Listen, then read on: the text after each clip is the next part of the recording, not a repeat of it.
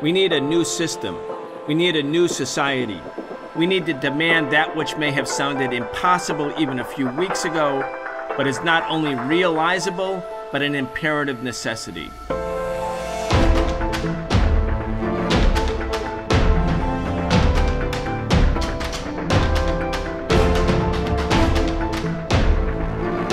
Israel has called up another 50,000 reservists as it prepares for a bigger war in Gaza. Israel is failing in Gaza, and Israel faces global condemnation for the invasion of Rafah. Meanwhile, Joe Biden is going around the world, or sending his emissaries around the world, to say that the problem in reaching a ceasefire is Hamas and the Palestinian resistance. Welcome to the Socialist Program. I'm your host, Brian Becker. Today we're talking with Layan Sima Fuleihan. She is a Palestinian organizer with the Shut It Down for Palestine coalition. She is a popular educator, the education director at the People's Forum as well, and she is an editor at 1804 Books. Layan, welcome back. It's great to be back, Brian. Layan, you saw the news, right? 50,000 more reservists being called up by the Israeli Defense Forces. It's one of two things. It's either a feint in order to put more pressure on Hamas at the negotiating table, or Israel, the Netanyahu government, is in fact preparing for a longer war in Gaza, not going, in fact, for a ceasefire. What's your take? Netanyahu is definitely preparing for a longer war. Multiple Israeli officials have hinted and actually said directly in other moments that they're considering 2024 to be the war of combat, that they're preparing for many months, if not through the summer, through the end of the year, of more bombardments, more ground operations until they reach their military goal of completely defeating Hamas. And this raise in reservists is a sign of that. Just for context, in the early days of in October, the reservist number, which is usually capped at 300,000, was raised to 360,000. It went back down a little bit under 300,000 as the war developed and as the Israeli society got tired of living in a war economy. And by the reservists, so everyone is aware, are technically people living civilian lives who are told to stop their life and go join armed combat. It was raised up again. We got the news today. I saw the news today to 350,000, and very clearly stated nothing to do with the conflicts in the north with Hezbollah. This is solely for operations in Gaza. So it really does look like that they are not only saying that they want a longer war, they are making preparations for it, and they are committed to it. Well, let's talk about where we are in the war. Layan, I've talked to you multiple times over the months. We've tried to make an assessment, not academically, not because it's interesting, but because we are all organizers in building an anti-war movement, a movement in solidarity with the people in Palestine. This coming Saturday on June 8th, tens of thousands of people are going to very dramatically surround the White House. They're going to be wearing red. They're going to be declaring that, quote, we are the red line, when Biden's red line about a Rafah invasion was obviously just ignored by the Israelis. And Biden kept sending big bombs, 1,800-pound bombs, 2,000-pound bombs. So, there's a lot of movement in the streets here in the United States, a lot of solidarity around the world. The battle itself being fought on the ground in Gaza, complicated. The Israeli government targeted another high Iranian official. They killed him with a targeted bombing assassination in Syria, indicating that Netanyahu would like to widen the war. I mean, a lot is in sort of boiling right now. And the Biden administration has appeared in many ways to be like the voice for a ceasefire. They've been saying, we want this ceasefire. This has been a theme of Biden for the couple of weeks. Now Biden has dispatched Blinken and Sullivan and the rest of the crew going around the world saying we're going to get all the countries together for a ceasefire, but they're making it like Hamas is the problem. Again, that's the dominant narrative in the U.S. corporate capitalist-owned media. Hamas is the problem. Hamas won't say yes to a ceasefire. Let's just go over for people the actual facts, because this is a reality turned upside down. Yeah, absolutely. I mean, when you look at the ceasefire proposal that Biden is saying is Israel's ceasefire proposal, it looks a lot like what Hamas already agreed to many weeks before this. And it was Israel that, as it's been every single time, it was Israel that refused to agree to this proposal on the basis that they would not agree to something that would guarantee an end to the war. And we said it on the show before.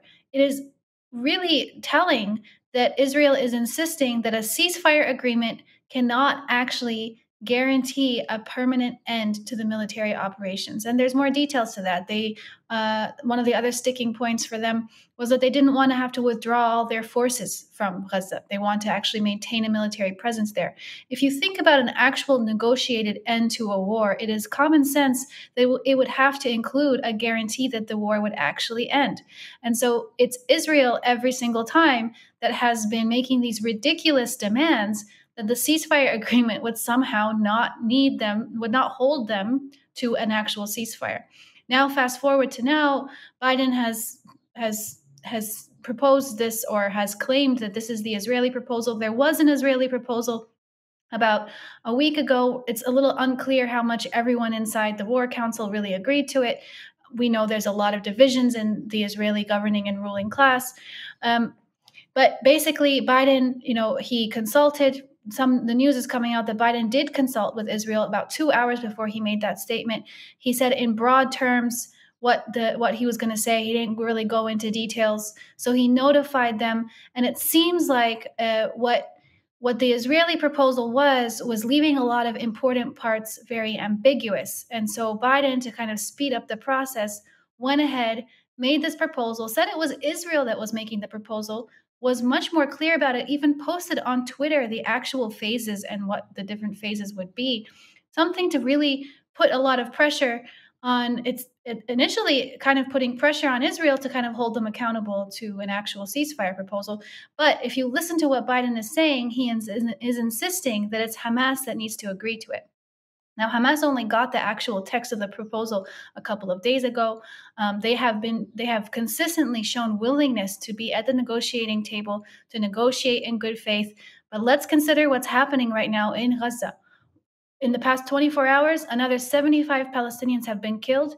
There have been massacres at 3 refugee camps in central Gaza. There have been bombardments in central Gaza. They're bombing residential areas. There's no functioning hospital right now. By the mid-July, the estimation is that over 1 million Palestinians will be facing starvation by mid-July, if not earlier. These are conditions of genocide, and Hamas the world is being told that it's Hamas who's holding up the negotiations. Netanyahu said on Monday, one of his statements was that Biden didn't really properly represent the ceasefire proposal, that there's some details there that are missing. They're insisting on this concept of having perhaps a temporary pause, getting the hostages back, and then being allowed to go back in and finish Hamas. That's their proposal. They don't want a ceasefire. They want a temporary pause. They want to relieve their own internal pressure, get the hostages through some sort of exchange, and then be able to go back in with the check mark of the United States. So that's the situation right now. Hamas has said consistently, we are willing to sign a ceasefire agreement. We want the bare minimum, which is a permanent ceasefire and the withdrawal of the Israeli occupation forces from Gaza. Israel is saying, we want a pause, we want our hostages, and then we want to go back and destroy you. So if you think about it in those clear terms, it's really not negotiations. It's a lot of theatrics on the part of the White House to try to convince the world that it's Hamas that's holding up the negotiation process. But if you actually look at it, it's very clear who's doing the holding up. It's Israel, and it's the United States paving the way for them to do that.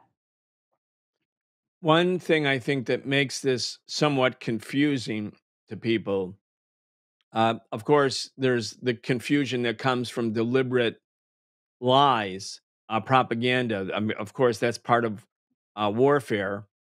Uh, but there's also kind of mixed signals, Layan, from the White House, from Biden. You can tell Biden really wants a ceasefire in one sense. I mean, he really wants it because his standing in as he runs for reelection in 2024 is continually diminished. We had CNN covered that Palestine conference, the People's Conference for Palestine. It emphasized that Biden can lose Michigan now, where there's a large number of Arab American voters, 200,000. Biden wants the ceasefire. And they're also angry with Netanyahu. They don't agree with Netanyahu's obstinacy, his refusal to budge. There are statements. I want to play a couple of clips from a senior government spokesperson, Matthew Miller. We have 3 clips that I want to play where they're also kind of telling Netanyahu, you're not learning the experience from the experiences of other counterinsurgencies, including what the US did in Afghanistan or what the US did in Vietnam, in both cases where the US lost. Matthew Miller is basically saying Israel is going to lose. So there's this one signal where you see frustration on the part of the Biden administration. You see that they're angry at Netanyahu when Biden was interviewed by Time Magazine and was asked, does he think that Netanyahu is continuing the war, prolonging the war for his own narrow interests? And Biden actually said, well, one would have to come to that conclusion. Then Biden walked it back, and his aides walked it back and said, well, no, that's not what he meant. Like lots of mixed signals. But anyway, I want to again try to parse some of this and try to get to our own assessment of what's going on. Let's play first. I'm again. It's 3 clips from Matthew Miller. It's a press conference from this week. Let's start with that. Endless conflict in Gaza in pursuit of some idea of total victory is not going to make Israel safer. All right. So it's not going to make Israel safer, right, Layan? So it's all for what's best for Israel. Now let's play a second clip where Matthew Miller again spins this out. And I want to try to parse this for our audience. Is this like sort of face saving for Israel? Is the Biden administration genuine? Is the dialectic here so dominant, the contradiction so dominant that we really are hearing different things? And as a result, there's no clear US policy, and that gives Netanyahu like a big, a big enough door to drive a truck through. Anyway, let's play the next clip. Is just going to leave Israel bogged down in Gaza, and it's going to exacerbate the security challenges that they face in the north of Israel. It's going to exacerbate the security challenges they face in the West Bank. It's going to exacerbate the security challenges they face against Iran and the proxies that it funds, because it makes it more difficult for Israel to work with its allies and its partners in the neighborhood. All right, so Layan, I want to get your take on those 2 clips, and then I have a third one. But what he's basically saying is Israel is going to be bogged down, that they can't really succeed. They're not going to be able to control the West Bank. The northern part of Israel that shares a border with Lebanon is going to be endlessly at risk. What's your thought? Well, first, when hearing him speak, it's funny because the only thing I can think of is that he's actually talking about the United States. That it's also the U.S. that would get bogged down if Israel continues the war and draws in Iran, Lebanon, and other forces and makes this into a regional war, like they are signaling that they're doing. It's the United States that's been bogged down in that region for so long, and like you said earlier, the United States has repeatedly tried to, and even in public television, say, why doesn't Israel learn from our mistakes in the past? You can't necessarily completely destroy your enemy in this kind of context. In a sense, the United States is right. And we've talked about it before. When you're trying to fight against a colonized people who actually have the kind of self determination and steadfastness to withstand any kind of attack, it's a lot harder than one would think. The wealth and weapon strength that the oppressor and the colonizer has in a huge asymmetrical advantage doesn't necessarily mean that it's going to be an easy win. We've seen that throughout history, and we're seeing it now. We've also seen it in the history of United States occupation and invasion in Iraq and other places in the Middle East. So in a sense, they're trying to tell Israel, learn from our mistakes, partly because the United States doesn't want to get bogged down itself. It's been trying for a long time now, many years, to extricate itself from the mess that it created in the Middle East. It wants to move on to other counter hegemonic threats to US global domination, like China, Russia, and others. And Israel is bogging the United States down. So I think that's what we're seeing. It's been a couple of weeks now, months, where the United States has been signaling that they have a difference in tactical assessment of than Israel does. But Israel also is different than the United States. The whole premise of the Israeli project is essentially based on the Zionist idea, the Zionist claim to the land. It's a using religion, manipulating religion to claim the land. And so Netanyahu's calculations, besides the fact that he doesn't want to go to jail, and the longer that he's in power and executing a war, he delays his jail sentence. He also is using the fact that there is a fervor that has been created in order to build people up to become settlers or colonizers. And a lot of that is not going to be appeased by ending this phase of the war with a ceasefire agreement and moving to other forms of domination that the United States is an expert on, like soft power, third-party proxies, nonprofits, systems, trying to take away the teeth from the Palestinian resistance in other means that the United States has used across the world, which would be more palatable, most likely, or the White House thinks would be more palatable to the U.S. public. But they've been wrong time and time again. The U.S. public is really seeing through the lies of the White House. So those are kind of the reflections I have initially on that. It's definitely showing a difference in tactics, but not necessarily showing that the United States is peeling away from the Israeli project. They're just trying to move it in a different path for the same goal.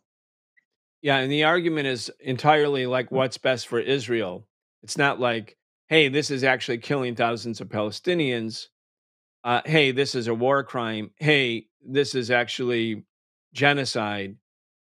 Not that's not the argument. The argument is you're not going to be effective militarily. So it's an argument without morality, without ethics. There's no compass that relates the sort of a genuine concern about people. It's kind of realpolitik when it comes to what Israel can accomplish and not accomplish militarily. We have one more clip. It's in the same vein. It's again from Matthew Miller. I think it's important for people to hear it because we're trying to sort of get through the clutter, the mixed messages, all of the noise, and try to understand what the U.S. is actually doing. What our position is that you cannot eliminate Hamas just through military means, just through a military campaign. And this has been the experience of the United States in counterterrorism activities all around the world, that a military means by itself, without some kind of political path for the population, will ultimately prove ineffective. It's ineffective. It's not gross. It's not disgusting. It's not outrageous. It's ineffective. Okay, so let's take that, Layan, on its face. Well, what did the U.S. do in Afghanistan? They had a political project that wasn't only an invasion. They built up a puppet government right from the get-go. They did so-called nation building. They created a whole network of NGOs financed by the United States and NATO Western powers to create civil society as they defined it. What happened in Afghanistan? The U.S. was not only defeated, but as the U.S. was withdrawing or even announced that it was withdrawing, the existing political project that the U.S. had sponsored in Kabul, the government of Afghanistan, collapsed. And not in days, I'm talking about hours. They collapsed in hours. There was no one prepared to fight for that government. So the U.S. is sort of wagging its finger at Netanyahu saying, look, you can't simply kill people. You have to build up a political solution. Well, what was the U.S. experience in Afghanistan? That shows that too fails. What about Vietnam? I mean, the U.S. didn't just drop bombs on Vietnam. It created the South Vietnamese puppet government. It created the South Vietnamese military.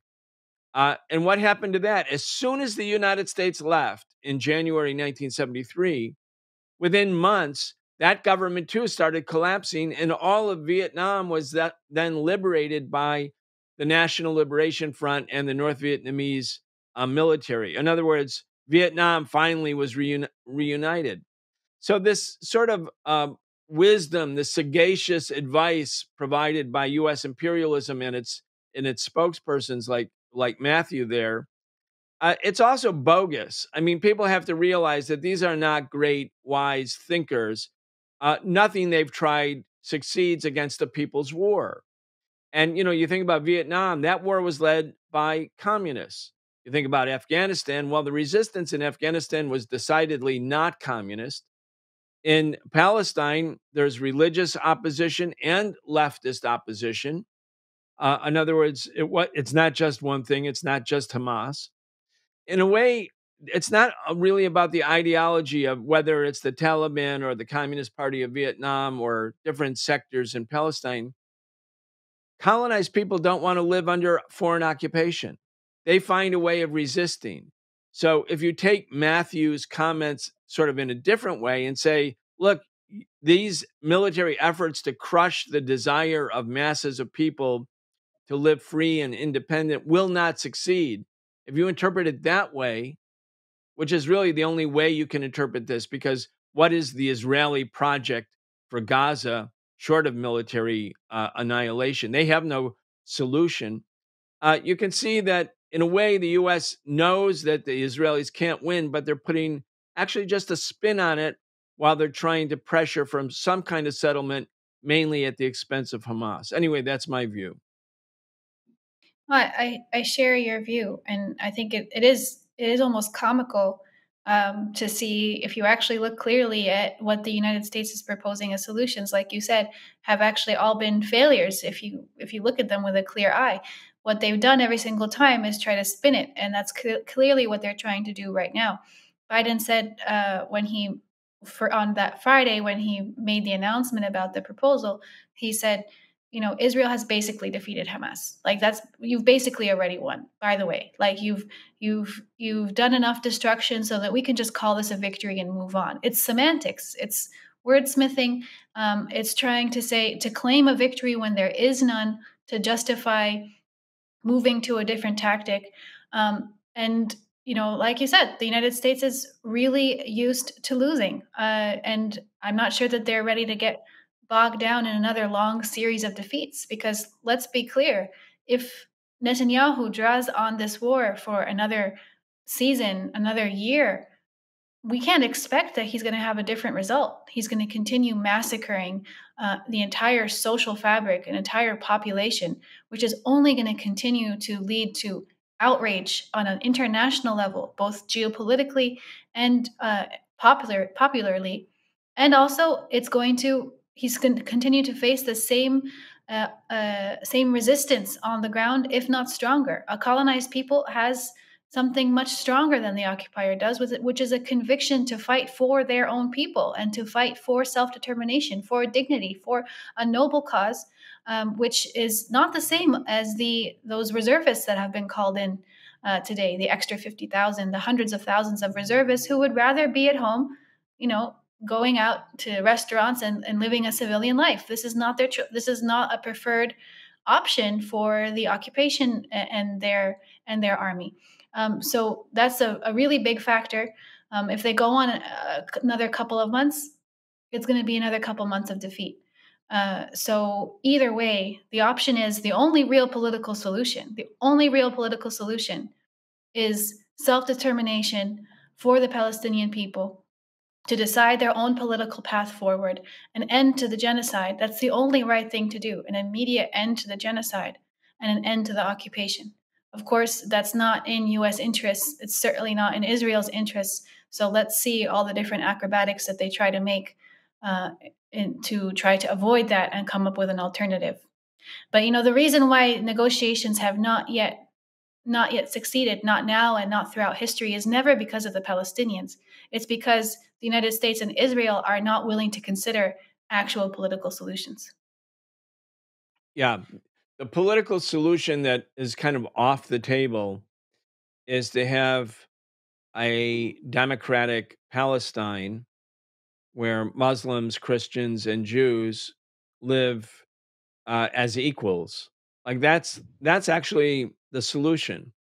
And that would allow the Palestinian people who have been dispossessed, driven out of their homes to return.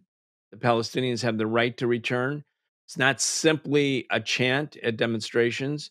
It's part of international law. It's ensconced in UN resolutions, starting back in 1948, in fact, that the people driven by Zionist terrorist organizations, and I'm using the language carefully. I'm not. That's not hyperbolic language. These were armed militias, terrorist militias, who used the tactic of terror to drive people from their homes, like what happened at Deir Yassin and beyond. So the Palestinians have the right to return. Muslims, Christians, and Jews could live together.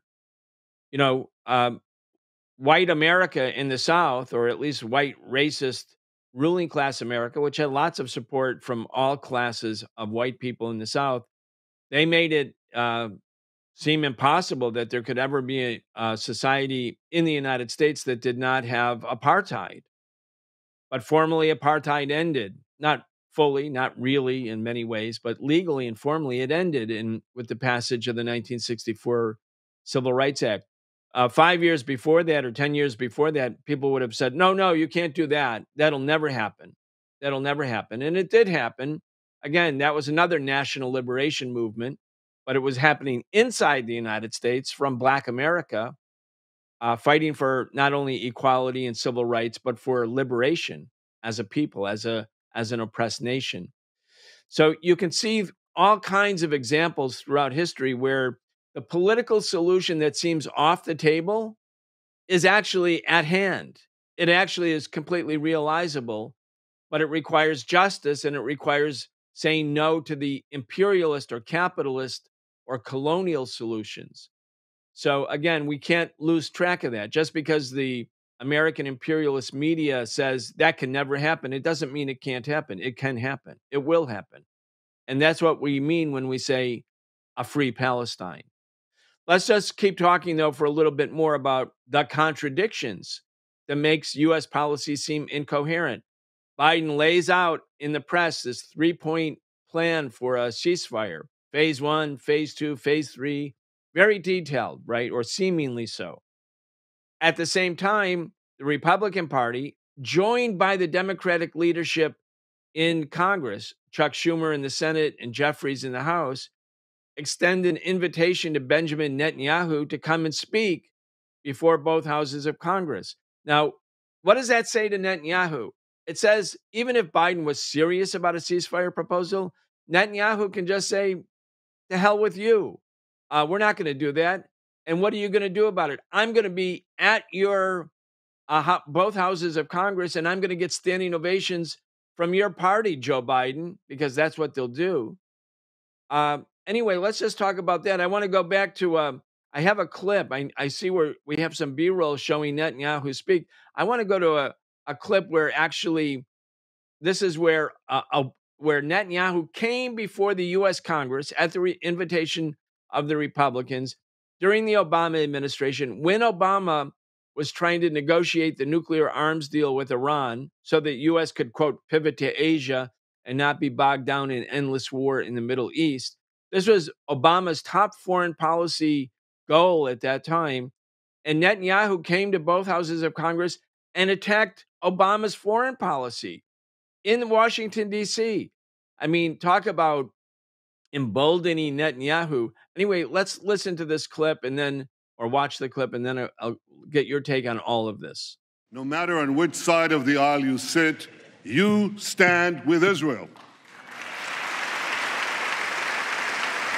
And I will always be grateful to President Obama for that support.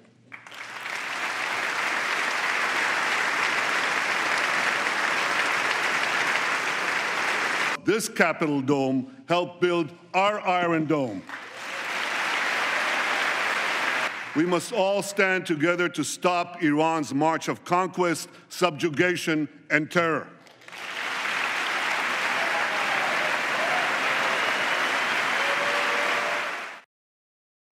I just love playing this clip. Just a reminder, whatever anyone says about how the U.S. is unhappy with Netanyahu, Netanyahu is like in the saddle here. He doesn't feel threatened by the United States, not at all. Certainly not. I mean, that clip is amazing because it just shows the reality of the US position.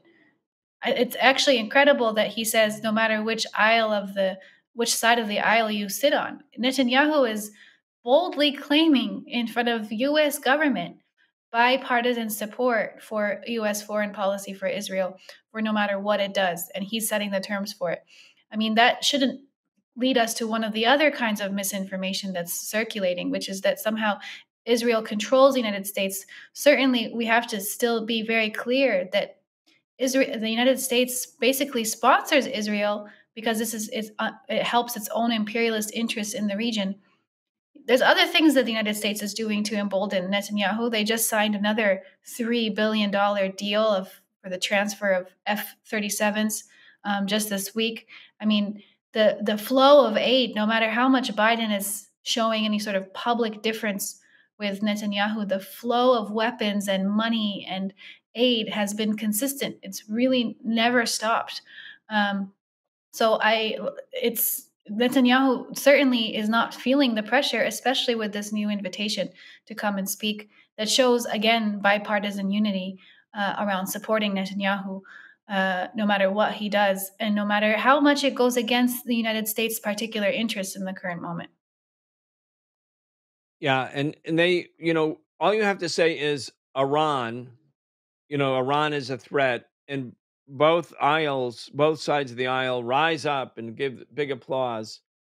Um, you know, this is this was Obama's number one foreign policy achievement was the Iran nuclear arms deal. And Iran allowed itself to be have very intrusive inspections of its own nuclear facilities. Like the U.S. would not allow the International Atomic Agency to send thousands of advisor or inspectors and like inspect all of U.S. nuclear power plants. There are occasional inspections, but these are intrusive inspections. And Iran agreed that they would not enrich uranium such that it could create a nuclear weapon at least in a shorter period of time. So you had foreigners, including U.S. imperialist weapons inspectors, coming into Iran to do that. That was a big concession by Iran. And I know inside of Iran, quite a number of people probably thought, what are we doing? We're sacrificing our sovereignty. We're allowing this indignity to happen to us. But the government in Iran said, no, it's worth it because we want to lift the sanctions. We want to have some economic relief. We want to provide some remedy for Iranians who are suffering from all of these international economic sanctions. And and so the Iranians did it. And still, Biden has stuck with Trump's decision to smash the Iran nuclear arms deal. I see we're playing on B-roll here, Netanyahu's little cartoon. I want to play the clip. It's not simply B-roll. I want people to listen to Netanyahu's presentation at the United Nations. This is the head of state of the government of Israel, the one that the U.S. Congress coddles. Let's listen. So how much enriched uranium do you need for a bomb? And how close is Iran to getting it? Well, let me show you. Brought a diagram for you. Here's a diagram. This is a bomb. This is a fuse. In the case of Iran's nuclear plans to build a bomb, this bomb has to be filled with enough enriched uranium. And Iran has to go through 3 stages. Where's Iran? Did you like the cartoon, Layan? Did you enjoy it? Did you feel you learned a lot about nuclear technology? And here's the bomb, and oh, here's a fuse. Um, by the way, Israel, everybody has between 200 and 500 nuclear weapons. Israel, unlike Iran, does not belong to the Nuclear Non-Proliferation Treaty regime, meaning Israel does not allow international inspectors into Israel. Thus, Israel's nuclear arsenal, which certainly exists and has existed for decades, is a violation of everything the Nuclear Nonproliferation Treaty stands for. And nobody in the US Congress challenges the fact that Israel actually is a nuclear power. Anyway, go ahead. I mean, this is it. Israel and the United States have violated so many international agreements and have shown so little cooperation in the international arena. Why are they still allowed membership and even hegemonic control over international institutions? Israel should be expelled from the United Nations, and so should the United States. I mean, if we actually thought about justice and right and wrong and looked at it in the arena of international law, that would be the logical conclusion. You can't keep breaking the rules and still enjoy. I mean, what a sham for a head of state to come in and show that ridiculous diagram and to waste everyone, disrespect the world, the international grouping's time. That's ridiculous. But this is the situation that we're in, and of course, we all know that the United Nations headquarters is in the United States. The United States is on the Security Council, and this is one of the things that this conflict, this genocide, has exposed the ways in which international bodies are compromised by U.S. and imperialist domination. And you know, it's the United States that's the only world power that has dropped nuclear bombs, and it's Israel that is committing a genocide. Why are they the ones that are supposedly allowed to have nuclear weapons, and it's Iran that is the one that is being told that, you know, you're a terrorist, so you can't have any. It's absolutely ridiculous. It's completely against common sense, and it's being exposed more and more the longer this goes on, and the longer that the mass movement continues to grow. It is waking people up to this reality of theatrical maneuvering to continue to try to make the United States and its allies as the rational defenders of world order, when they themselves are the biggest threat to well-being at an international level. Indeed. When we look at the whole picture, you can see that the U.S. is a consistent, as is Israel, a consistent violator of the UN Charter, UN resolutions. It's not even hidden. Um, Again, I want to talk. I want to go back as we move towards the finish here, Leanne.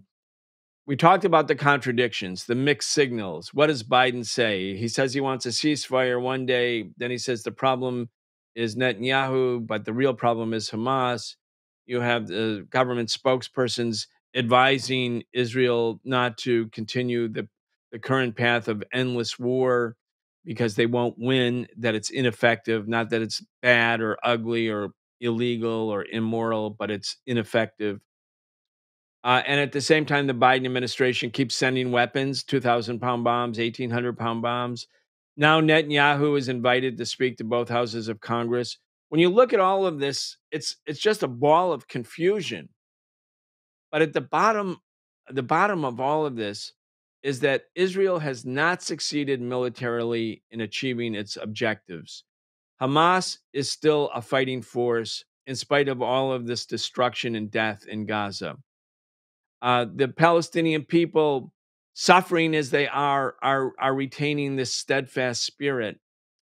And at the same time, when you look at what's happened inside the United States, you have all of the encampments that took place on college campuses. They spread like wildfire. They were violently repressed. Thousands of students and supporters were arrested. Many of them are facing very heavy charges. Many of them are, you know, kicked out of school, kicked out of their dorms, and yet they haven't surrendered. They're fighting too. Many of the colleges are closed now, but the spirit of struggle, the desire to struggle, and the capacity to struggle, that is to build a movement in solidarity with Palestine, that hasn't diminished. In fact, on Saturday, June 8th, people are making a red line around the White House. I don't know if we have any of the graphics from that demonstration, but it's very dramatic. People, thousands of people, tens of thousands, are going to come to Washington, D.C. They're going to be wearing red. They're going to be carrying an 8,000-foot long banner with the names of Palestinians who have been killed in Gaza since October. They're going to surround the White House, completely surround the White House in this action. It's going to start at 12 noon, Saturday, June 8th, at Lafayette Park in the front of the White House. People who are coming to Washington are being asked, if they can, to stay on after the red line part of the demonstration ends, to stay in that part of the White House grounds, the ellipse.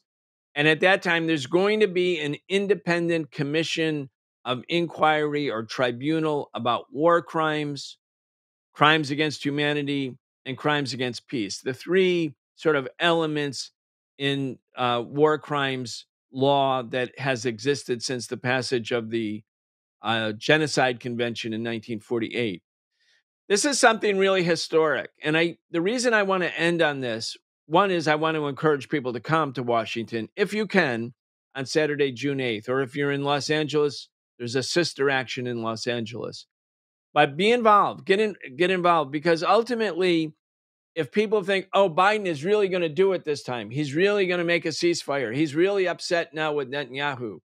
If the takeaway from Biden's comments, all of these mixed messages to you or to us, is that we should now become hopeful, and we should start to become spectators, waiting and watching and hoping that the government does the right thing. Biden and Netanyahu will have succeeded, because the thing that they can't really stand, the thing that is, sort of stands between them and their ability to sell this imperialism and this occupation and this genocide, is this mass movement. So I want to end with this, because I want to have you're one of the organizers. You're here in Washington, D.C. You're on the ground already. Let's just talk about what people are going to do. Buses are coming from all over the country. Car caravans are coming from all over the country. Where should people go? How can they get involved? Well, first, I want to echo you. This is not something to miss. If there's any possible way you can come, there's multiple ways of transport being organized. Be there. We are the ones drawing the line. You can go to shutitdownforpalestine.org for the number, or you can go to the Answer Coalition website. That's answercoalition.org to find a mode of transport to get there. We are wearing red. We are bringing the red line to the White House. We are establishing that, in fact, we are the ones who determine what is right and wrong. We are not only done with the genocide, but we're also done with the White House's maneuvering and theatrics that's creating this ball of confusion that we've been talking about on the show today. We're not going to stand for that. We have a clear vision. We know that genocide is wrong and everything should be done to stop it immediately. And that's why we're also taking the next step after the red line, and we're actually going to hold court because we, again, are the ones with the moral authority. We are the ones who should be in the judges' seats. The people should be the ones determining what is right and what is wrong, and which way the United States should go, not these war criminals that are holding office that can't seem to understand that the deaths and occupation of the Palestinian people and of all the people that the United States is responsible for murdering and occupying and invading throughout its entire existence, that is our red line. That is a red line for humanity, and the people of the United States are joined in that sentiment with humanity across the globe.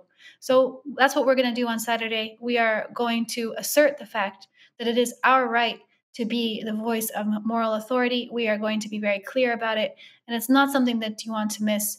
It's a very important historic moment for the movement and for the struggle against imperialism and for Palestinian liberation across the world.